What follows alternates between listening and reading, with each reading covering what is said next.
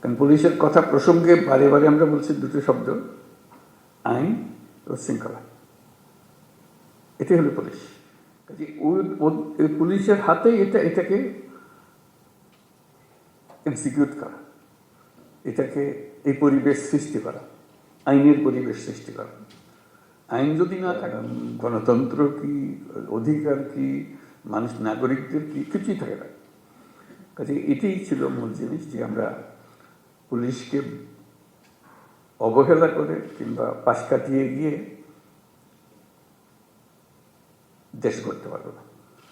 তারাই সম্মুখ সারির মানুষ।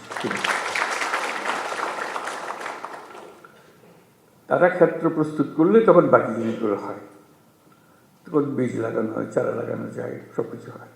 আইন না থাকলে, শৃঙ্খলা না থাকলে, যত বড় বড় চিন্তাই হোক, যত টাকাই ঢালুন, কোনো কাজে আসবে না।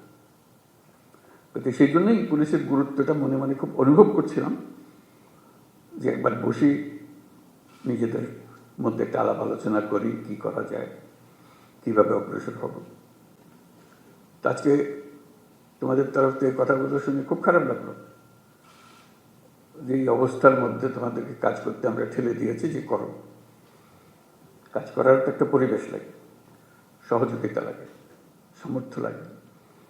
সেটা ছাড়া, এই ঢাল তলোয়ার ছাড়া আমরা যুদ্ধক্ষেত্রে পাঠিয়ে দিয়েছি যে লড়াই হোক। কাজে সেই জিনিসটা আমি অবশ্যই পরপরই এটা নিয়ে বৈঠক করবো, সমাধান করতে পারবো যাই না, কোনো জিনিস সমাধান করতে বড় কঠিন জিনিস হয়ে যায়, কিন্তু চেষ্টা করবো যে কি করা যায়। যদি ব্যর্থ হই, মনে করি যে আমি চেষ্টা করেছিলাম কিন্তু ব্যর্থ হয়েছে, চেষ্টার অভাবে ব্যর্থ হয়নি। এটা প্রথম চোটে মনে পড়লো যে করা।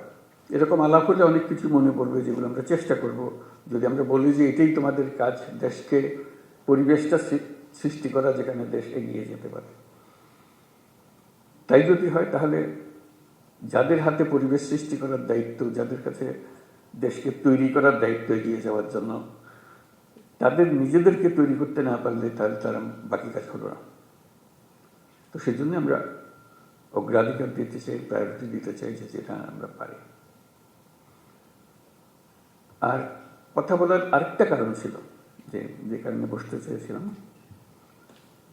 সেটা হলো যে আমি সরকারে যোগ দেবার আগেও বলেছি, এখন সরকারে যোগদান পরেও বলছি, বাংলাদেশ একটা মস্ত বড় সম্ভাবনাময় দেশ। আমি বারে বারে এটা অনুভব করি। এটা শুধু রাজনৈতিক মাঠের বক্তৃতার জন্য না, ব্যক্তি হিসেবে, দেশের নাগরিক হিসেবে অনুভব করি যে এটা বিরাট একটা সম্ভাবনা, এবং কিছু কিছু উদাহরণও দিই কেন এটার সম্ভাবনাটা আমি দেখি।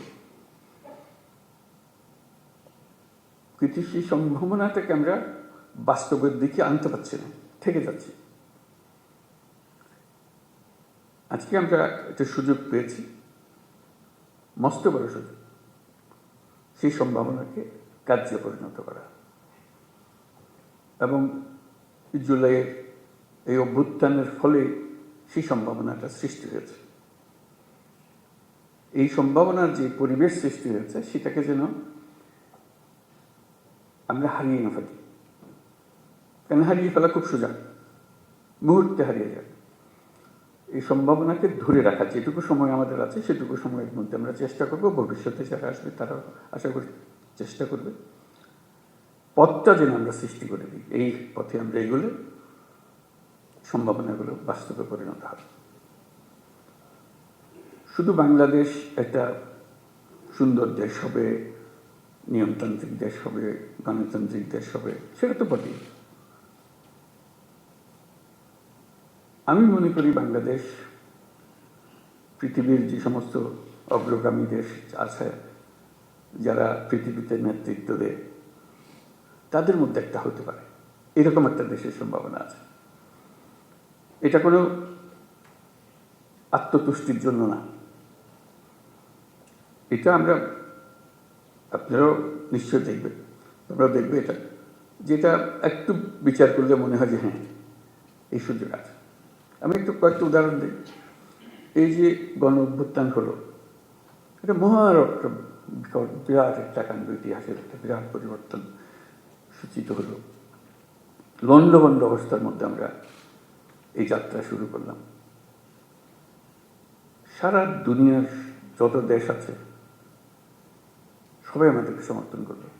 শুধু মিনমিনে সমর্থন না, আচ্ছা আচ্ছা ঠিক আছে করো, ওরকম না, উৎসাহ করে এগিয়ে আসলো। তারা যেরকম মনে করেছে যে হ্যাঁ, এই দেশ যদি উঠে দাঁড়াতে পারে সেটা ভালো সঙ্গী হবে সবাই। আমাদের উপরে তারা ভরসা করেছে, যেরকম আমরা নিজেদের উপরে সে ভরসা আনতে চাই।